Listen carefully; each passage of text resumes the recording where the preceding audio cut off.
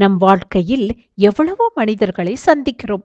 ஆனால் சிலர் தான் நண்பராக மாறுகிறார்கள் இல்லையா? நம் வேதத்தில் கூட யோனத்தானுக்கு தாவீது கர்த்தர் மேல் வைத்த வைராக்கியத்தை பார்த்து தன் ஆத்துமாவைப் போல சிநேகித்தான் என்று பார்க்கிறோம். உங்களுக்கு இந்த மாதிரியான நட்பு இருக்கிறதா? நம் வேத புஸ்தகத்தில் நட்பை பற்றி நீதிமொழிகள் புஸ்தகத்தில் 27ஆம் அதிகாரம் 17ஆம் வசனத்தில் இரும்பை இரும்பு கருக்கிடும் என்று கூறப்பட்டுள்ளது. இதன் அர்த்தம் என்ன தெரியுமா? இரும்பாலான உலோகத்தை மற்றொரு இரும்போடு உராயும் போதுதான் கூர்மை ஆகிறது.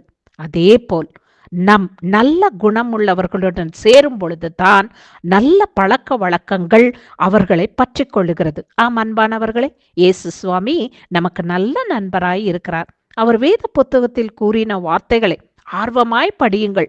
அவருடைய குண நலன்கள் கண்டிப்பாய் நம்மில் வெளிப்படும். கர்த்தர் உங்களை ஆசீர்வதிப்பாராக.